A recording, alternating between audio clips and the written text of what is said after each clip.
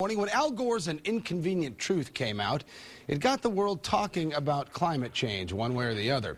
Now a new documentary that opens in Austin Friday doesn't care whether you think climate change is real or not. The filmmakers just want to offer their solutions.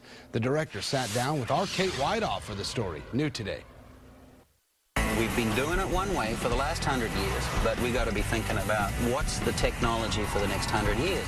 The film might be called Carbon Nation, but it documents what Americans are doing to lower their carbon footprint, like Bernie Carl. Forbes magazine voted this the dumbest business idea of the year. He constructed the Aurora Ice Hotel in Alaska and uses geothermal power to run it. It cost me about $12 a day to refrigerate this place.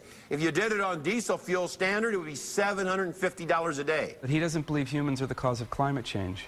But he's doing things that are going to lower the carbon output and make energy cleaner, so it doesn't matter. Peter Bick spent nearly 3 years creating this documentary, looking at the way ordinary Americans are using plug-in vehicles, solar, and wind power. Texas is the leader in wind energy. Up in Roscoe, 400 cotton farmers got together to build a wind farm. And together, they have put together the world's largest wind farm.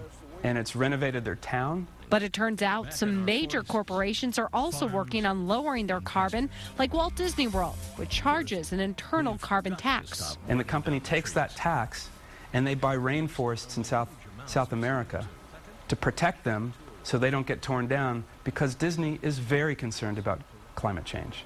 But they're not telling people that because it's such a poisoned atmosphere right now. However, the one entity that may change that is the Department of Defense. They are using green technology to insulate tents in Afghanistan and constructing energy-efficient barracks. When the DoD with its giant purse starts developing buildings that create energy, all of a sudden we get the benefits like we did with the microchip. Mammograms came from defense research.